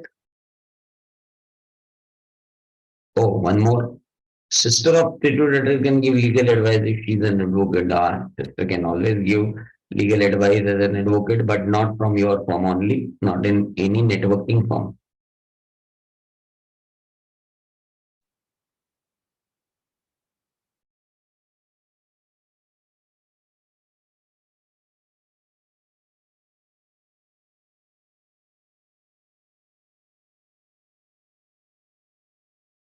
Does this mean that indirectly proprietary practice being made impossible? No, sir.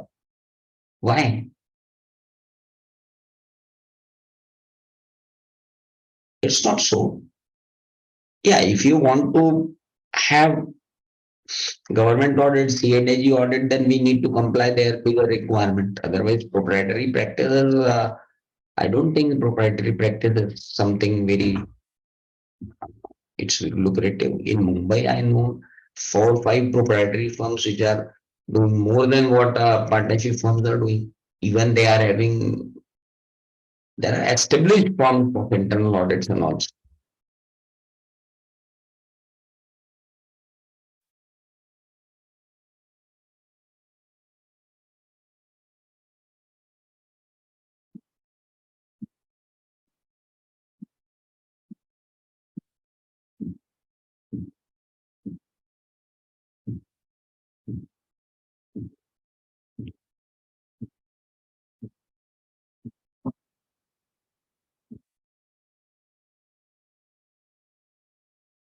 Any more questions?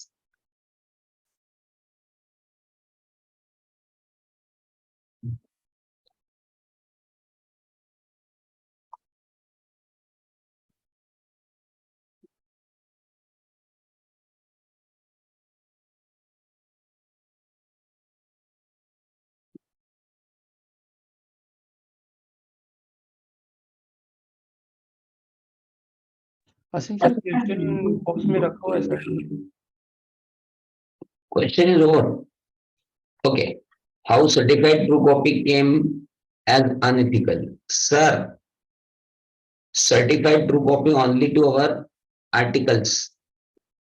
I see AI has clearly mentioned that we need not to give certified true copy because under Indian Constitution, only gazetted officers are allowed to certify any true copy of any document. We can issue certificate after verification. We can issue everything after verification, but certified true copy is not our job. Banker तो कुछ भी certificate मांगते हैं.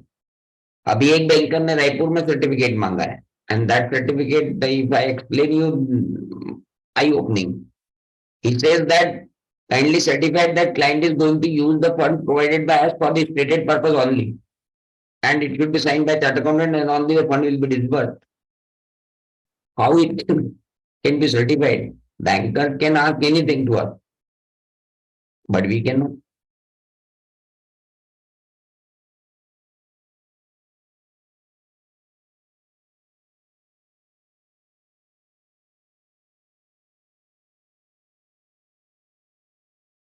DSC be used for signing the financial statement. Sir, uploading तो ठीक है, but we have to sign.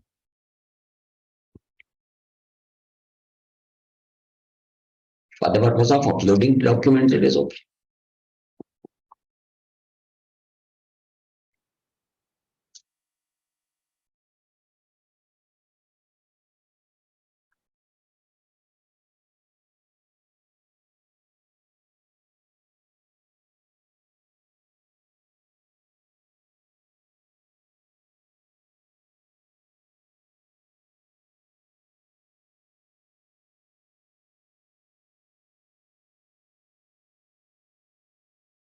Can CA issue character or conduct certificate? Yeah, for his own articles, if required. There is no requirement there, but we can issue for our own.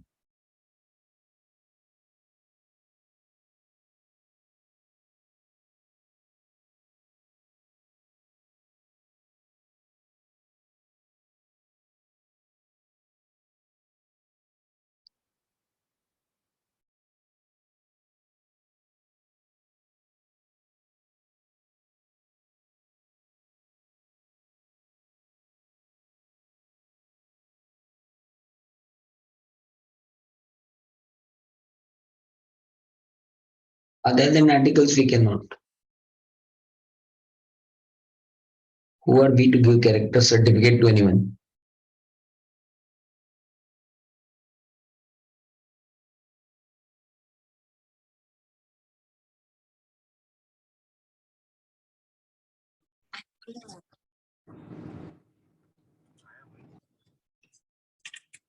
Yes, sir.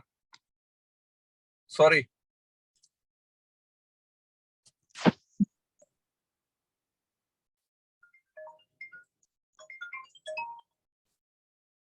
We cannot certify unaudited profit and loss account and anything which is required to be certified by the banker. Banker can ask anything, but we cannot.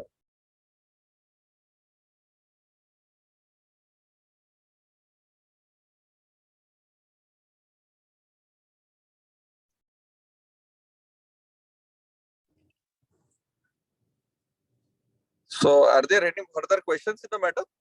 Yeah, one more question is there. Can share valuation be done for bookkeeping client?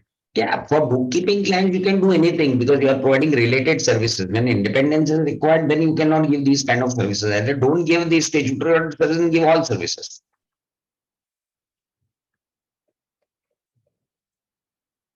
Sir, There's one more question. yeah. Sir, can CA do audit for a, just a minute. One more question. Client who has more than many years tax payable. Just a minute. Sir, can CA do audit for a client who has many years tax payable? Yeah, ask him to pay the whole taxes and do it. And if he is interested in compounding and all, then kindly make it sure that arrears are reported. CA certified partnership deed for uploading on ROF portal. Why we should need to certify the partnership deed? We are not gazetted officers, sir. We need not to certify anything as a certified true copy.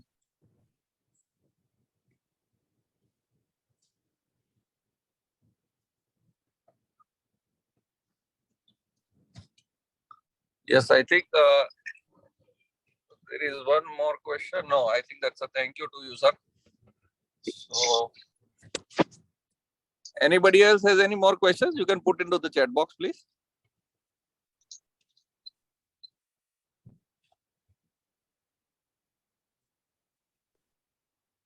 Can a CA become director of non-profit company? You can become director, but director simpliciter, not a executive director, only non-executive director.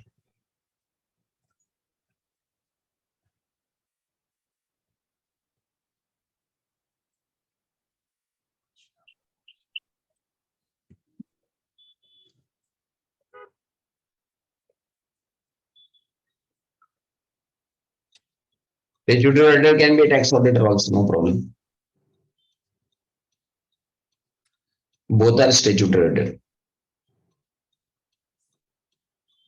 Is there a need to have independence for signing valuation report? Yeah.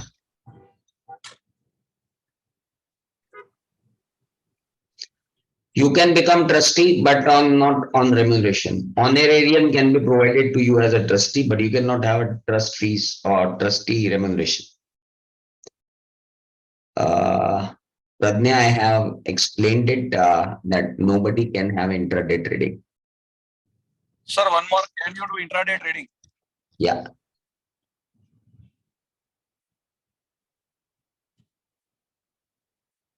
CA can become non-executive director in family company. Yes. Valuation report is then required independence. Yes. Sir, there was second part to this. It's yes, can we provide bookkeeping services? No. If you are giving bookkeeping service and then giving valuation services, valuation requires independence. Correct.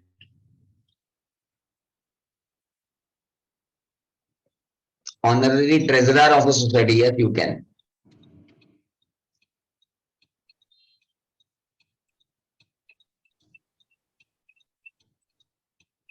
You did compulsory for 1819. Yes. Yeah.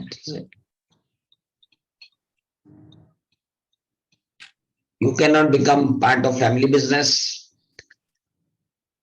Relative की company को audit ना करें boss the qualifications for tax auditor qualification and disqualification for tax auditor is more stringent than the companies act. Let me tell you,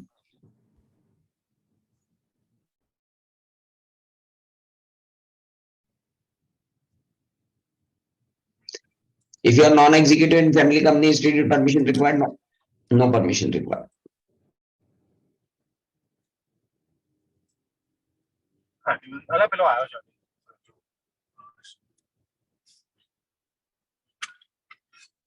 Sir, I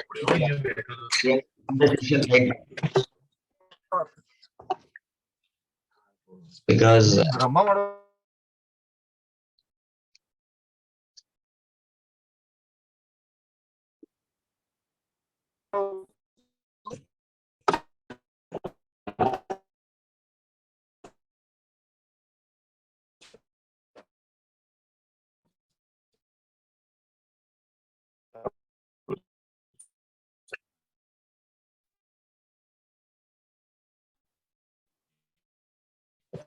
CA can sign the provisional balance sheet, but a report which has to contain the SAE 3400 requirements.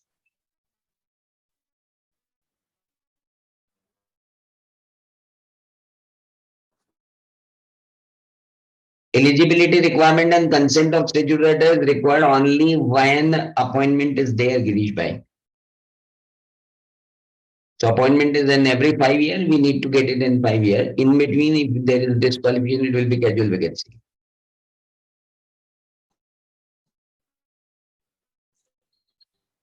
Yes, Rimaji, not required.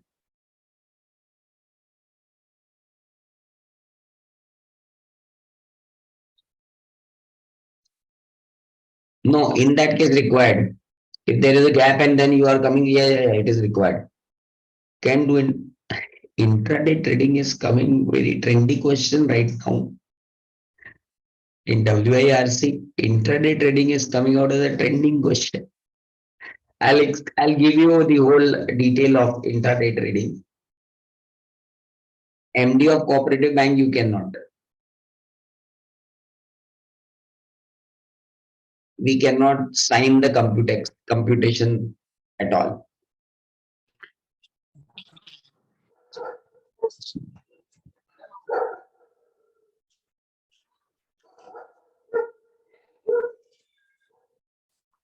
Is there any other questions?